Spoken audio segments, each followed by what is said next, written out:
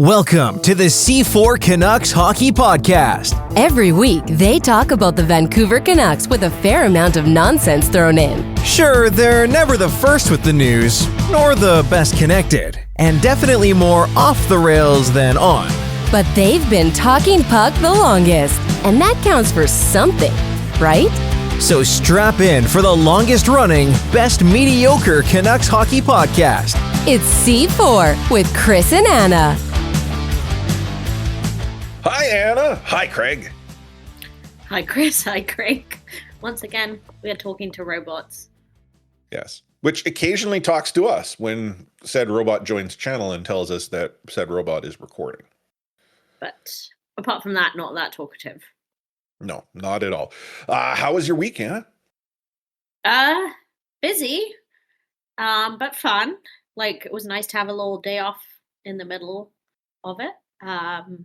If you're not in Canada, we get Remembrance Day off, which is obviously I'm, thinking about the troops, etc. But also it's my best friend's birthday the day before, so can drink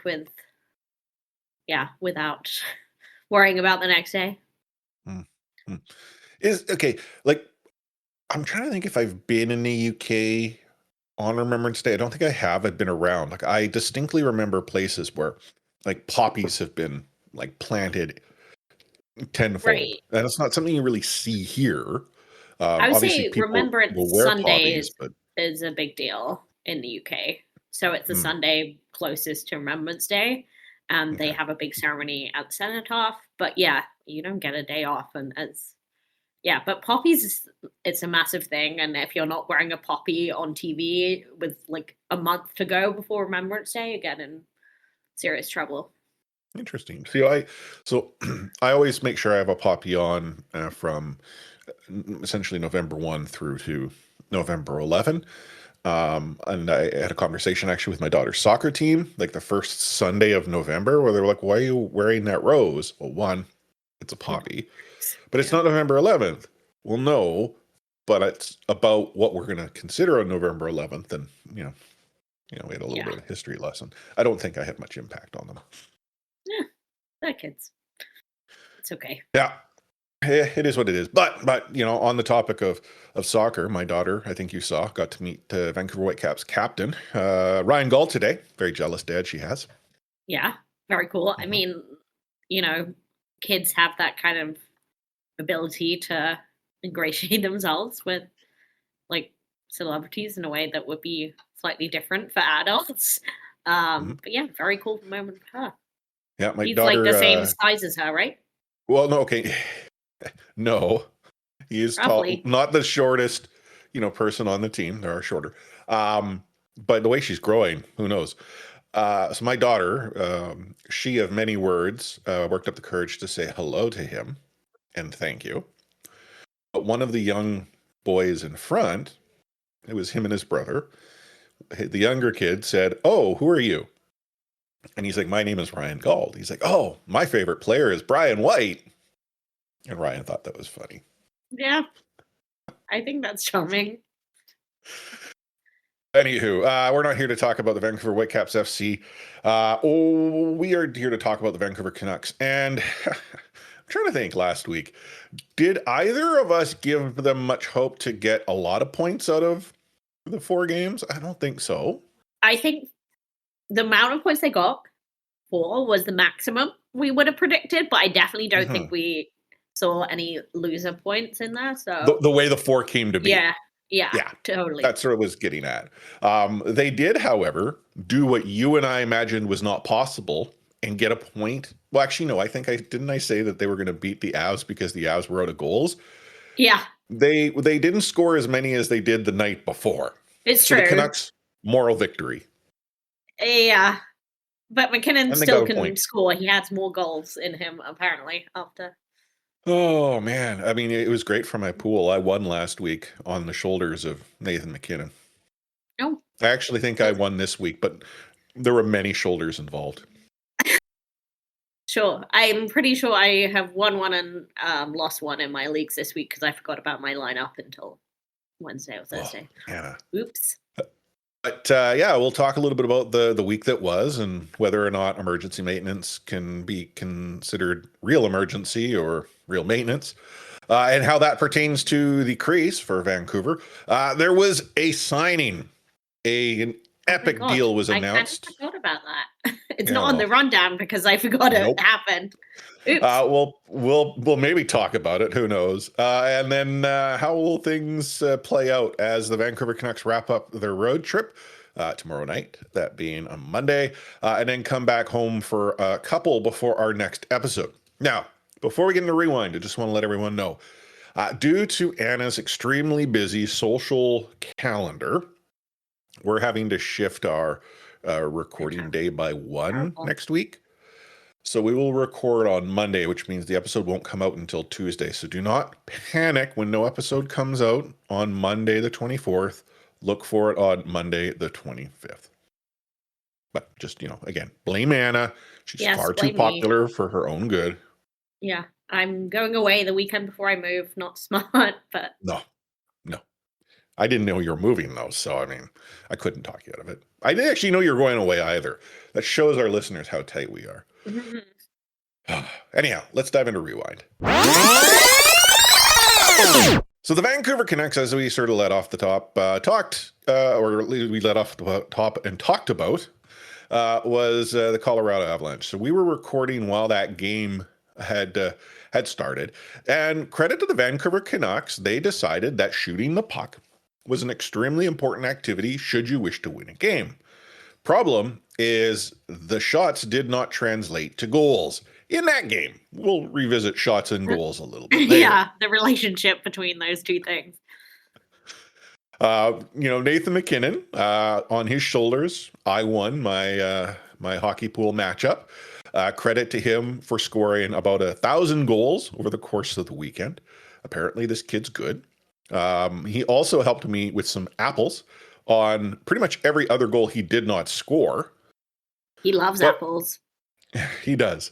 But I have to give the Vancouver Canucks credit for playing a somewhat high-tempo game against the Colorado Avalanche when I think we as Canucks fans would accept them to play a much more defensively sound game against a team like Colorado. Yeah, and maybe it's one of those things where if you don't play at the pace that's been set, you get left behind, and the Canucks kind of just adapted to that. But yeah, it was like decently paced, but yeah, 5-on-5, not so much power play.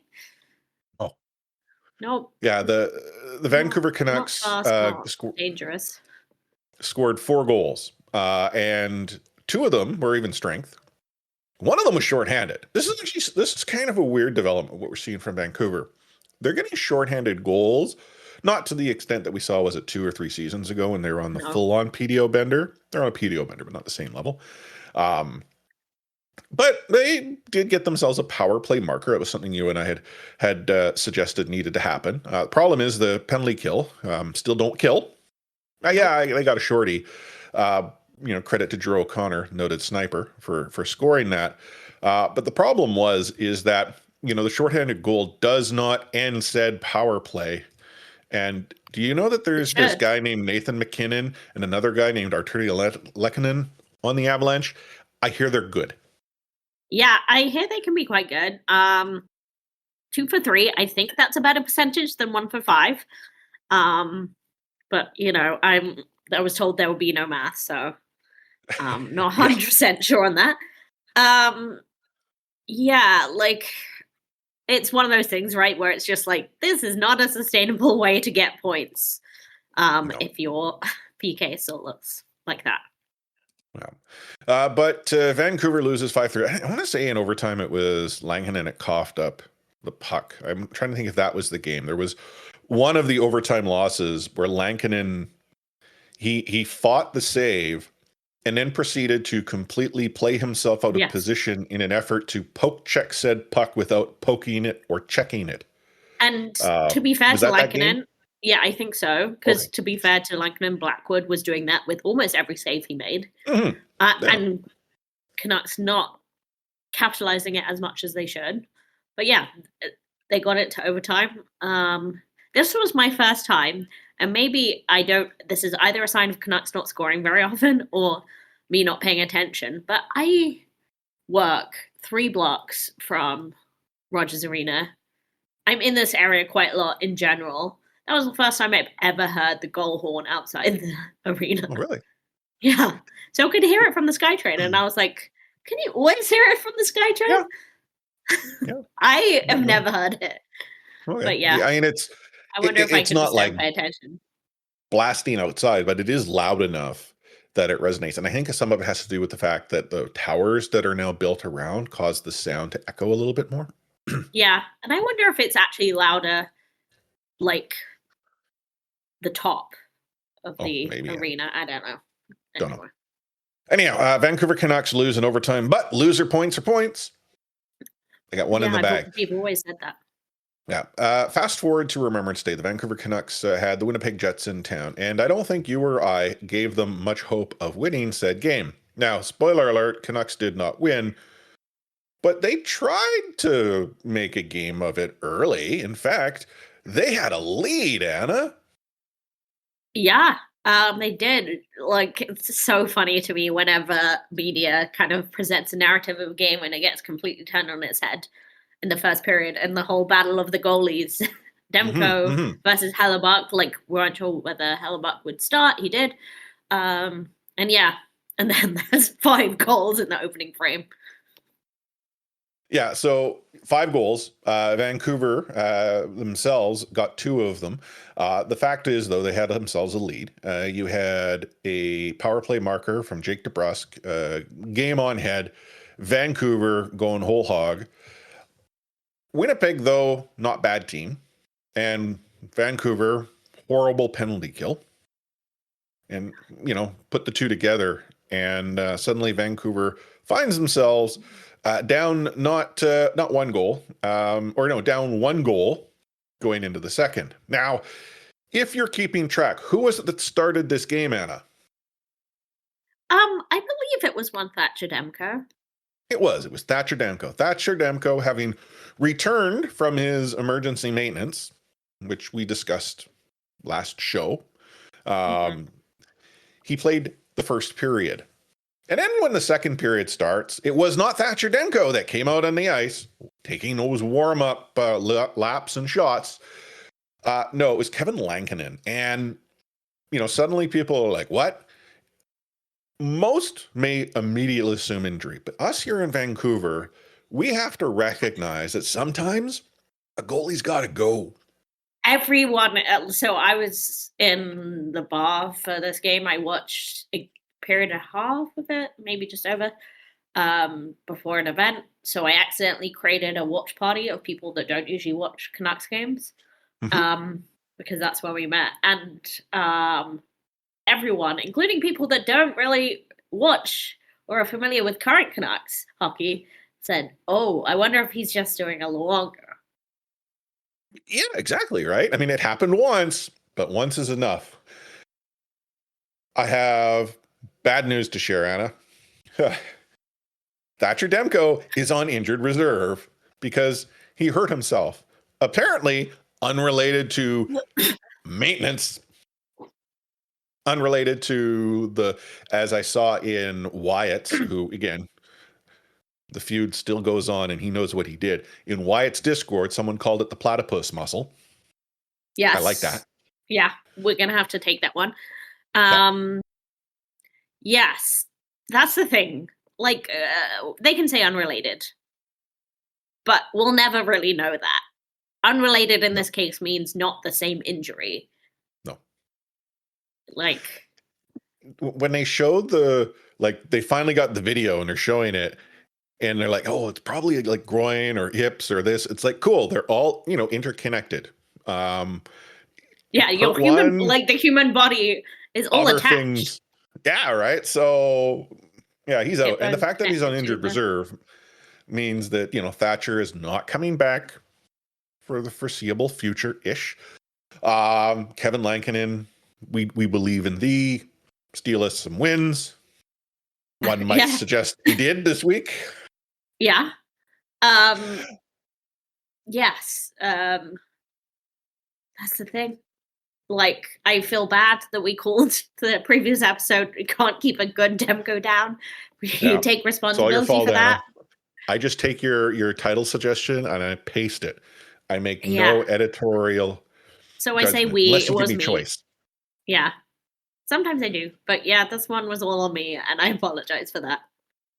Yeah. So the Vancouver Canucks, this is not hanging it on Lankinen. He came in cold. Obviously doesn't help. But the Vancouver Canucks couldn't find a way to put a puck past Hellebuyck until, was it 2.5 minutes left in the third period. To make it interesting for a moment of time, cue the comeback, but with Lankinen pulled. What usually occurs is Vancouver Canucks force a puck and, empty net. Yeah. So they Vancouver loses. For most teams, apart from the Canucks, until. Yes. So Vancouver loses in regulation, which means no points. Because again, got to make overtime to get yourself a loser point. The Vancouver Canucks then head out on the road and they take on the Carolina Hurricanes on Friday night. And, having figured out that when you shoot the puck a lot, that doesn't always translate to goals, the Vancouver Canucks decide to take a different approach, not shooting the puck. Yeah, not at all. In fact, I believe the total shots on goal was 17, which is less than half of what Carolina managed, but the total high danger chances was 2. So does that 2 high danger chances? The Canucks more goals that's what than high danger chances. Does that include the 3 goals, or is that there were 5, of which 3 of them they cashed in on, 2 of them they didn't. The Vancouver Canucks seem to want to play Carolina to sleep before potentially winning the game, and it almost worked. So, how did we get there? Well, the Vancouver Canucks had absolutely diddly on the shot count. They came out in the second period and really lighted up with 8. But, they were playing on the back of a Max Sasson. I'm trying to... Yeah, the name keeps changing. It depends on who says it. He gets them going real early. Svechnikov, though, gets Carolina back into it real quick, and even quickly after. Vancouver Canucks then get a goal from Petey in the first period, shorthanded. It was just an absolutely brutal giveaway. And in fairness, Petey, almost like he could see it was about to happen. Anticipated. Wicked shot. It was a great goal by all accounts. And the Vancouver Canucks go into the intermission tied, having only mustered 4 shots on net. That's a heck of a percentage. Be efficient. If you're going to shoot, you might as well score, right? Yeah. It's like Wayne Gretzky said, you score 100% of the shots you take. Yeah, exactly. Second period rolls out. Carolina's like, wait a minute, this team doesn't seem to want to shoot the puck. Let's shoot more than them.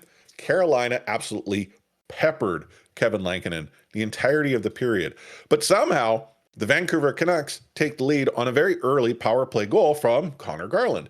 The power play for the Vancouver Canucks is suddenly starting to warm up, find itself opportunities. They're getting a goal per game, essentially, and that's nice to have. But again, 5-on-5 production is generally where the teams win, and Vancouver is having some issues here. Gets us into the third period. Vancouver's like, hey, we shot 8. We got our 1. Dial it back here. Let's hold on. Taylor Hall, however, he of the draft pick lottery luck bucket, he went and scored, was it midway through the third? Yeah. And then almost scored in his subsequent shift. I'm not sure I remembered that Taylor Hall was in Carolina. I kind of lost sight of him after because 1-1. The trade is one thing. Something, he just kind of drifted off. Yeah. So, are we blaming Evander Kane directly for the goal? Was it entirely his fault? No, but aesthetically not a good look to be chasing around players asking for a fight. Well, I mean, you're right, and we are notorious Kane haters. Did he do something that dumb hockey players do on the regular? He did. Like he did nothing that's any different than what we've seen other Canucks meatheads do in the past. But you're right, it did not help. Took himself out of the play. And I would say he doesn't have much credit in the bank to be boring. No. And that's not just with us, you know. Yeah. So, fast forward to overtime. The Vancouver Canucks had the puck for the better part of overtime. Yeah, probably 3 and a bit minutes. How many shots did they get? 0? No, they actually got 1. They got 1 shot in overtime. But to put things into perspective, they had the starting lineup, the starting 3 on the ice. Well, actually, the 2 defense, or the 1 defenseman and 1 forward, I think it was, were on the ice for like 2.5 minutes before Carolina took the puck away from Vancouver. And the fact that Vancouver only got 1 shot is nuts because they were just carrying around and the Canes were outright bagged. But it should be noted, the moment Carolina was able to recover the puck and get those changes, Sebastian Aho, who started overtime, did not leave the ice. Overtime was 4 minutes, 29 seconds in length. Sebastian Aho scored the winner, playing a 4-minute, 29-second shift in overtime. That's wild. But yeah, it was mad. It was maddening watching that overtime because Canucks kept possession, but they just kept cycling it and just thought, cycle. Not yet. Not yet. I'm not going to score yet. Like, I'm not going to take a shot yet. Like, well, this is the thing is, if they had, let's say, gone in like with the cycle, found an odd man advantage, had a scoring opportunity, that in overtime, the way it works is great scoring opportunity, save or stop, and it turns around, goes the other way. Like, you understand that occurs. But no, the Vancouver Canucks simply lost the puck. Carolina then retreated to get their shift change for 2/3 of their lineup. Because again, Aho apparently plays 5-minute shifts in overtime. And off they went. And the Vancouver Canucks just couldn't recover. And as much as we gave credit for Adam for putting on the 3 forwards in overtime, we have to say, why would you do that on a defensive zone face-off in overtime? Well, Hronek was not in the game at this point. Quinn Hughes didn't dress. I mean, defensively, I guess you could put Marcus Pettersson out there, right? I just think anyone, like, and I'm not, like, Adam really. Foote knows what he's doing, Anna. Don't question the madness. Quinn Hughes did not dress. He had picked up a knock. He had left the previous game and then returned to the bench. Philip Hronek got elbowed. He ended up getting spotted and taken out of the game, did not return. So it doesn't help when your top 2 defensemen are not on the are not available for the end of the game. And there was no on ice discipline for that elbow, but it's hard when the refs are 5 meters standing right there. And then the explanation as to why there was no off ice discipline announced is that Philip Hronek's head skated itself into the elbow. Yeah. I mean, I'm really loosely generalizing with the explanation, but it was very NHL-esque. And I think the defensive player did dumb. Yeah. I think the panel it was that said, oh, the referee was watching the puck. Like, you're a ref. Like, you're not supposed to do dumb stuff. Whoa. That's what fans are supposed to do. Anyhow, Vancouver loses. But again, they get one of those much-needed loser points. Can't fault, a hard-fought effort of 0 shots. Well, no, that's a lie. They got at least 1 shot in overtime. And what was it, 12 shots the rest of the way, or 16? I don't know what it was. Anyhow, got themselves a loser point. Fast forward to the game in Tampa today. So Vancouver came into the game with the possibility of no Quinn Hughes, with the possibility of no Philip Roenick. And we learned early on, both were going to dress and skate. Huzzah, yay, all is good in the world. Right? And, you would think that would inspire the Vancouver Canucks to come out guns blazing. No, I wouldn't exactly say that was what happened. What are you talking about? They got a shot. When you're on track for 3 shots in a game after 20 minutes, there's something wrong with you, especially when you are not the team that has played a back-to-back game. That was Tampa, not just any game. They played against Florida the night before. It wasn't as crazy as those have been, but I honestly, having watched the game, still cannot recall the shot.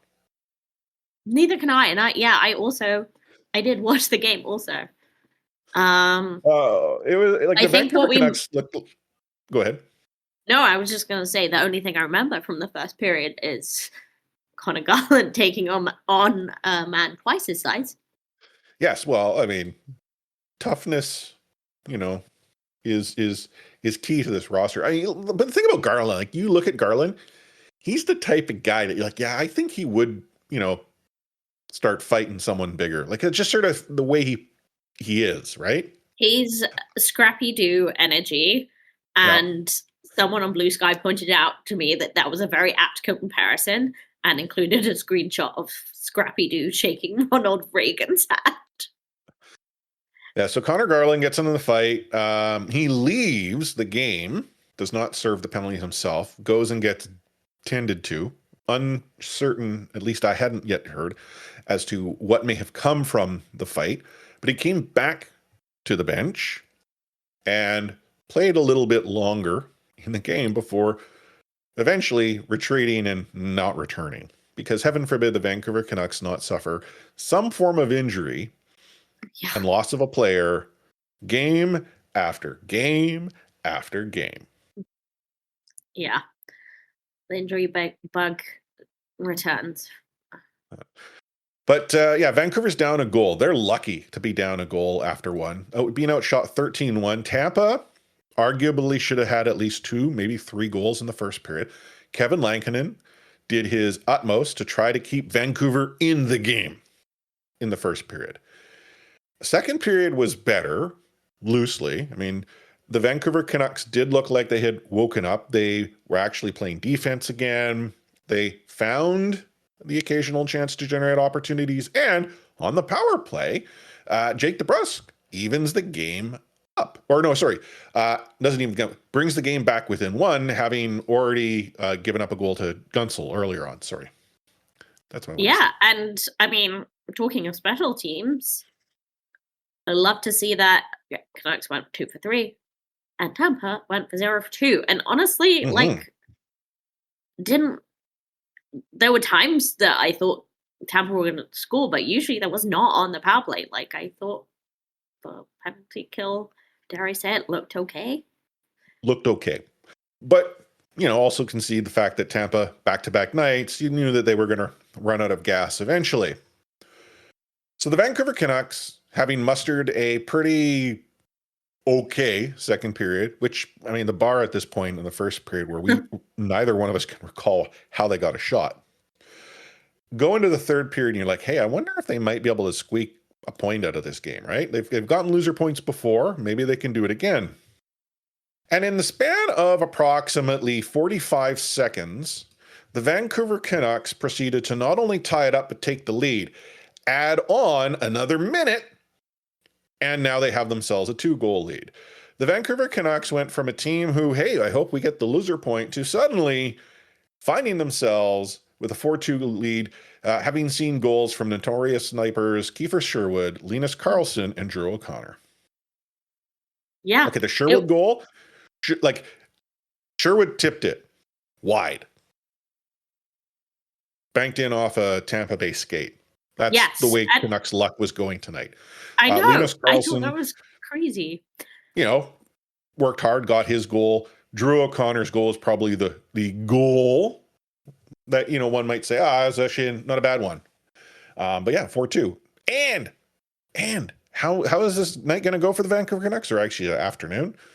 Well, Tampa thought they had got within one, but no, the Vancouver Canucks had a successful coach's challenge, kept it 4-2.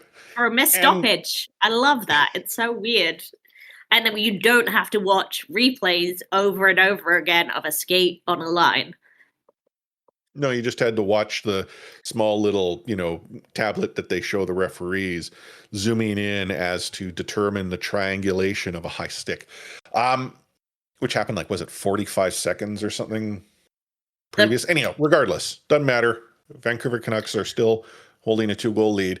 And that seemed to inspire Mackenzie McEachern, because Mackenzie got himself his first goal. Yeah, it seemed like they were giving him Linus Karlsson's goal, and then they took it away again. So yeah, but still, Mac goal. I have completely forgotten until I saw a post from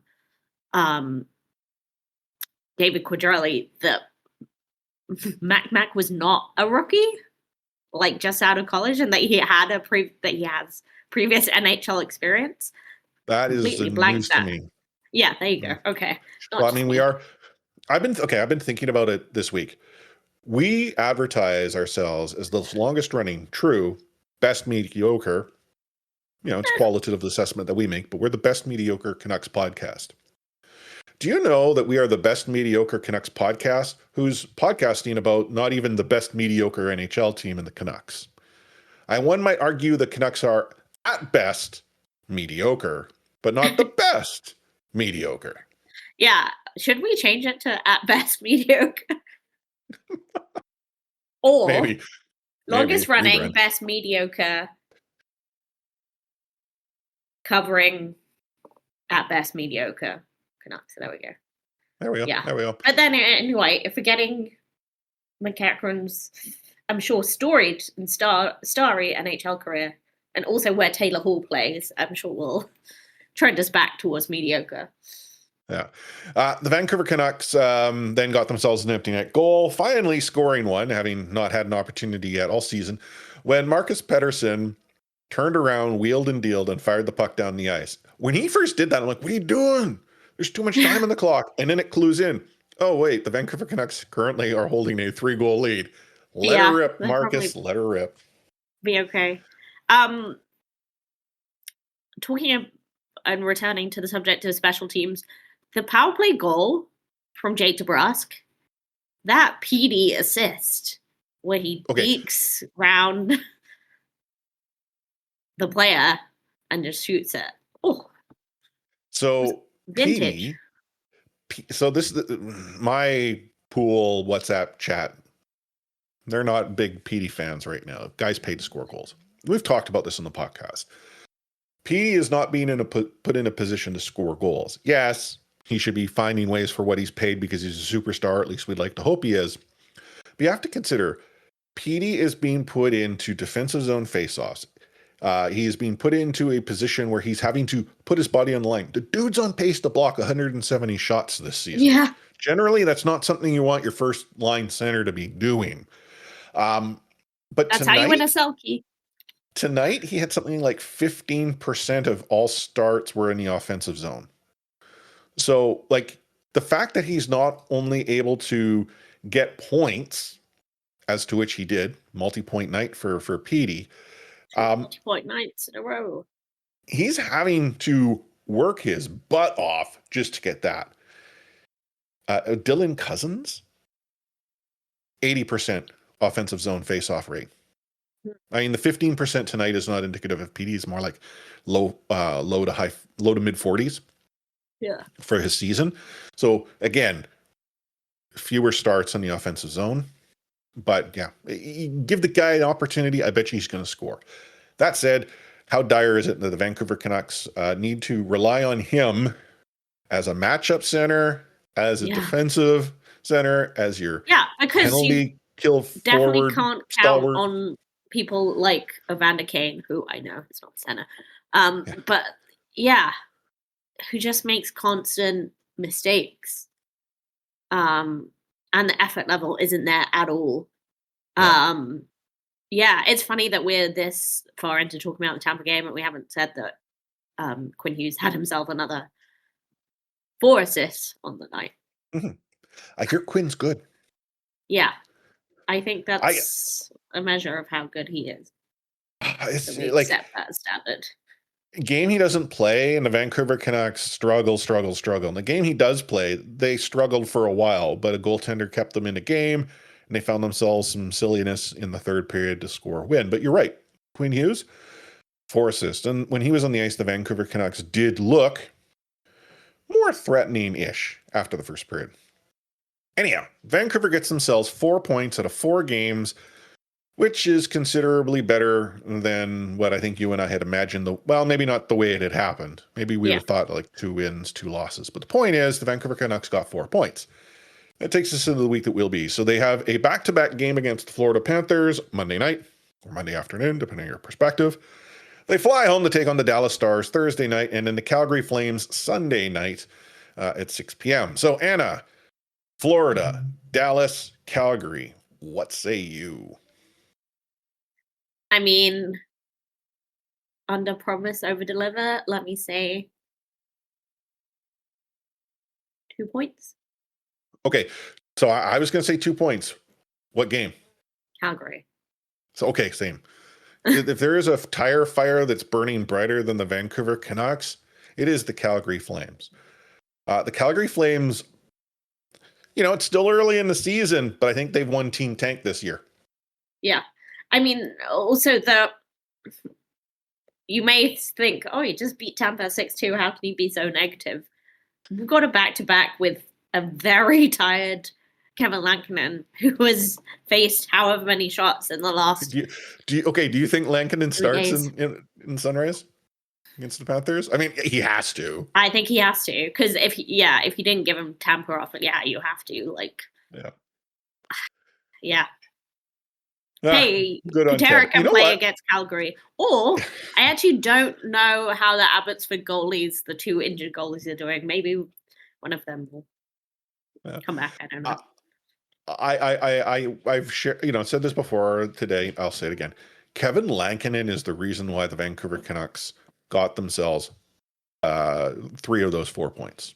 Actually, he arguably got all 4. But the point being, he is stealing points, and we have said for as long as this podcast has been on the air, the Vancouver Canucks as a team seem to be built around goaltenders stealing you wins.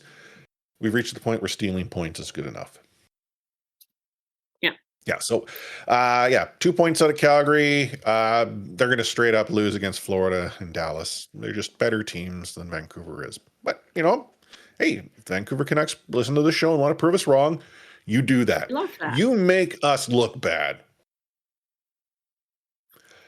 Anyhow, we're going to take a short break. You're listening to the Vancouver Canucks Best Mediocre podcast. No, the longest running Best Mediocre podcast on the @Best Mediocre Vancouver Canucks, brought to you by Anna, Chris, and Craig.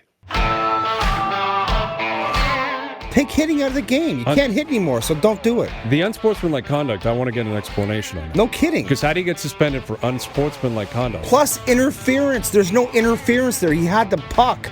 Now, Madison never ever did that before. Now, why did he do it? And that because he was mad. Well, your early favorite for the Calder Trophy, that's for sure. Elias Pettersson, you might even say your early favorite for the Hart Trophy. Just to get back to your question, Elias is going to play plenty. He didn't play. He's going to get a lot of power play time. And, yeah, I'm concerned about our offense. We lost 200-point players, and we've got to find a way to score. The fact that this deal did not make the rundown is a travesty. The Vancouver Canucks made a huge splash, signing a free agent center to alleviate, hopefully, the defensive zone face-off load that is holding Elias Pettersson back. They went out and they signed. If I oversold it? No. No? I haven't oversold it? Kind of No, feels like that's exactly what's going to happen. They went out and okay. if for some reason you're under a rock, you don't know what has occurred. They signed a player who was put on unconditional waivers by the Toronto Maple Leafs. And yeah, I will say it's not like sometimes that happens with a player that's bottoming out of like the roster in the league. That's not really the case with David Kampf. I would say it's more a case of he's an NHL player who does not want to play in the AHL and wants another chance at an NHL team. Yeah, and signed in Vancouver, where he's arguably going to get an opportunity to be a second-line center on a team that needs someone, because Hedl is not coming back, Anna. I don't think he is, and it pains me to say that. So, if Kampf can at least shoulder some of the defensive zone faceoffs, play somewhat of a shutdown center, I don't, the guy doesn't have to score a goal and get a point. But if he can shoulder that time and allow the Vancouver Canucks to play defensively sound hockey while he's on the ice, and potentially free Petey up to generate offense, get offensive zone starts, it's a good thing. Do I think that's what's going to happen? Well, I kind of feel like as Canucks fans, we really bank on a series of what ifs. And if this happens, and this happens, and this happens, if that happens, boy, we're going all the way. This is one of 7 ifs. Yeah. And it's 1 year, and it's 1.1 million. This isn't... Oh, yeah, it's a show me contract. I got no problems with it. It is quite literally, if they'd done this going into the season, you'd have been like, not bad. Okay, depth. Probably easier to alleviate the, troubles down the middle, going this route than through a trade. I mean, every team knows that the Vancouver Canucks are in a tough spot, and they're all wanting players that apparently Alvin doesn't want to give up. So, just a couple breaks away from being a Stanley Cup contender, Anna. Yeah, because, look what happened to St. Louis. One of the worst. We've said this so many times, but one of the worst, most damaging myths to struggling NHL teams was the bubble, was the Blues, and was the Bruins. Like, losing to the Bruins and thinking it was about toughness. Well, but it wasn't, in fairness to the Vancouver Canucks, they weren't the only team at that time who, having seen the way the Bruins dominated, did not believe in it. Like, Tampa took a moment to consider going the Bruins' path, but then they finally came to their senses and said, no, I think we were onto something here. With the top to bottom skill? Yes. We're seeing skill being the focus, but the problem is it's the bubble where, this is actually a pretty good team. No, Demko playing out of his mind. I was going to say, bubble Demko. And I know he hates that, but because he was a verb. He damn well was Demkoing teams. But sustainability, when was the last time we saw that from Demko? He is a Vezina caliber goalie. When healthy. But exactly. When has he had a Vezina caliber season? And that's not you and I trashing the guy. We're big Demko stans. Yeah. We just have to take a reality check and maybe he's just cursed. He doesn't get breaks. I don't know what it is. Yeah, he gets breaks, all right. Things are exploding and busting open, and I can't even remember what you said last week that grossed me out. But the St. Louis win, that's you got to be in it to win it. And I'll admit, when I was a younger Vancouver Canucks fan, I subscribed to that theory wholeheartedly because the Vancouver Canucks had 2 lengthy runs by just getting into the playoffs. And I remembered that. Now, in the modern NHL, you kind of gotta be good to actually have a realistic chance to win. You can't just tip pucks forever and ever. Win hockey games. They don't, Anna. They don't paint them on the score sheet. They just write them up. They don't have to look pretty. Doesn't matter what body part and which player the puck went into the net. from. It went into the net, and that's what counts. By the way, just a very brief sidebar, but try explaining that rule to anyone but a hockey fan. Like, if you try to explain that rule to football fans that they don't have own goals, it's just the last offensive player to touch the puck. Okay, I get that. I don't disagree. I find there are times when the concept of an own goal seems unduly harsh. Where like sometimes, but they do meet, and if the shot was on target, then it goes down as the person's goal. Yeah, no, but like there are times. Committee. No, exactly. Like the goal that Sherwood got, that's an own goal. Sherwood tipped the puck wide. You can't tell me JJ Sherwood was like Moser was distracted by trigonometry on the ice. Jake DeBrusk's crotch, apparently, because he had his stick up in there instead of watching the puck. Ooh, yeah. Good to meet you. Anyhow, the Vancouver Canucks are at best a mediocre team right now. You can't argue. They've gotten points. They're not 500. Like they were on a PDO bender where they were getting wins, and they're at, at best 500. They're not at 500 right now. They're one win below that. Was it 3 seasons removed from when they were playing out of their minds under Tocchet? And is the same thing. Puck luck through the roof. They were getting goals. They were winning games. They were coming back from 2-goal deficits. Every break was going their way until injuries. Oh man, we're just a couple injuries away from being a Stanley Cup contender.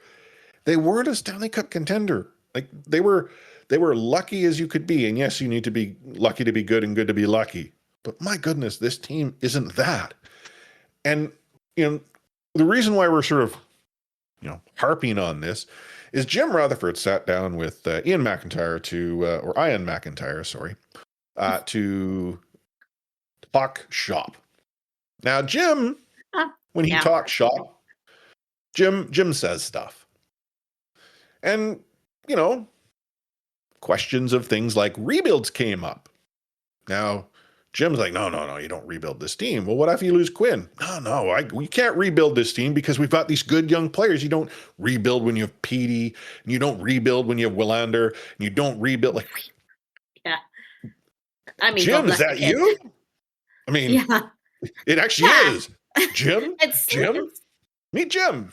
Yeah, it is funny. It's like Jim Rutherford's mouth was moving, but it did sound a lot like the Aquilini talking. Oh, man. I mean, he said he had the freedom to conduct a rebuild if he wanted to. I'm sure. I'm sure. I could if I wanted to. I just don't want to. Whatever. I'm not okay. If Quinn Hughes signs with the Vancouver Canucks, I don't know how you rebuild unless you sold him on the rebuild. And he's like, I want to be part of that. It's going to be exciting. The thing about this, though, is he's not signing with Vancouver. I'm not trying to be, the pessimist that some of our past listeners got tired of hearing me be. He can get paid. He'll get paid. He can go to a good team and get paid, and he can play for a good team and get paid. And so long as, his brothers don't play with knives too frequently between now and then. You didn't hear about Jack? Oh, yeah, I see. Yeah. Hockey players are dumb. And I'm sorry. Did something with a knife, or there was an accident with a knife in a non-hockey related event. Long story short, surgery, and he's out for a couple weeks.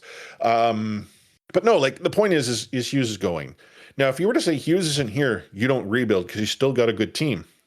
You don't have a blue line. Verlander, DPD, do whatever you do.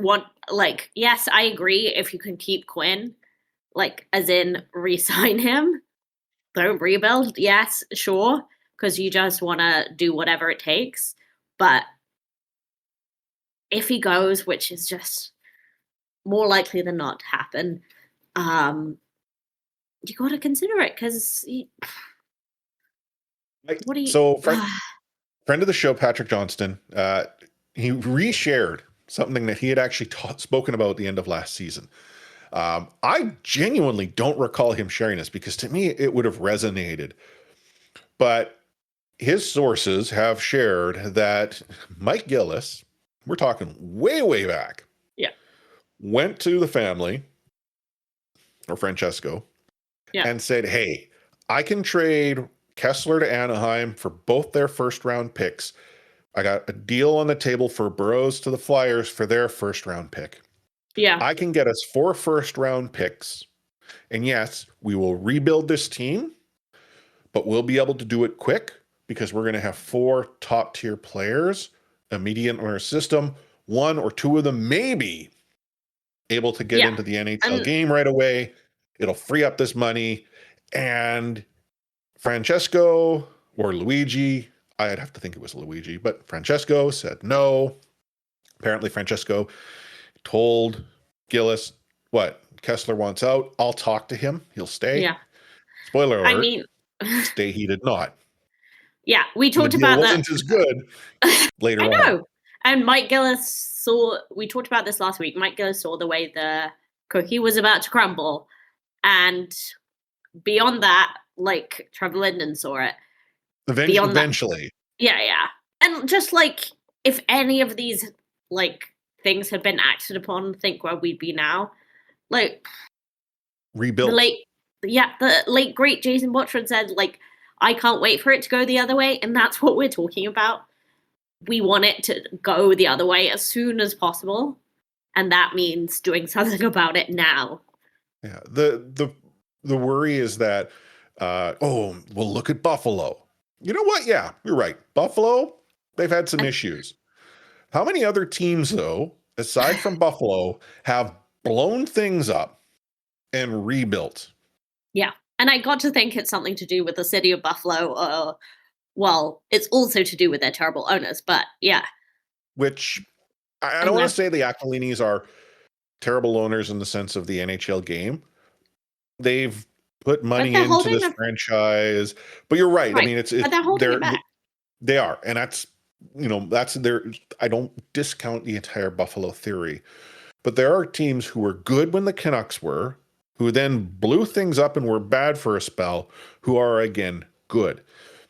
I think we shared this in the last episode, how, Lachlan had brought up the point that the last 50 Stanley Cup winning teams had a top 3 pick on their roster when they won the Cup. The Vancouver Canucks, when was the last time they had a top 3 pick other than the Sedins? Have they had a top 3 pick? Other than when they got Daniel and Henrik? I don't think so. And they never had number 1, famously. No, I mean, and in fairness, the number 1 is hard just because of the way the draft lottery works. But and still. Current draft lottery. Yeah. I'm just frustrated. I want the Vancouver Canucks to be good. I want them to be competitively good, not competitively mediocre. Not, boy, do we get into the playoffs and you never know. Because let's be realistic. Like, you don't know. To win it, ain't it? And our, number 1 star goalie, best goalie in the league, when he's healthy, can't survive in the playoffs. Even when he was doing his demcoing as a verb, like when he was demcoing all over the place, that's because he took over from the injured Jacob Markstrom. Like, he wasn't the whole time. But therein lay the issue. Like, if you look at the Vancouver Canucks goaltending troubles, it's because the team has been built around a goaltender having to do absolutely everything save for scoring goals. Just to give the team a chance. It is hard on even the best to be able to put up that level of production. They got into the bubble playoffs was a global pandemic because without Thatcher Demko, who was injured, they were on the skids. Yeah. The Vancouver Canucks were not in a playoff position. Yeah. When the season sort of quote unquote resumed with the play-ins. And I believe Louis Domingue was baking apple pies or something like that. Yeah, but he was also, I think he played the last, not the Islanders game. No, he played the Toronto game, I think. Okay. Which was the one before the last one. Yeah. Anyhow, It's not improving. But hey, what do we know? We're just lowly mediocre podcasters that just happen to be the best at what we do. Yeah. So Anna, here we are. End of an episode. Got any words of wisdom to our listeners?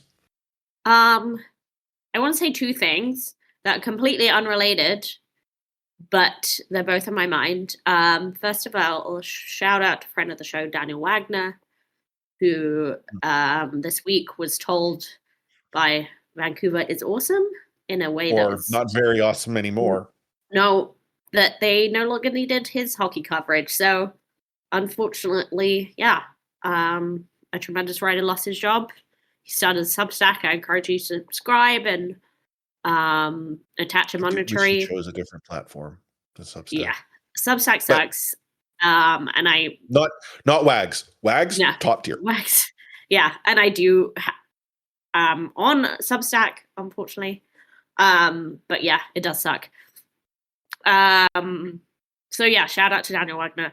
The other thing I wanted to bring up that is not at all related, but I think Wags would enjoy it. My friend told me today about the Mr. Islander competition that happened, I think, in the 80s. I encourage a fisherman one. Everyone to look this up.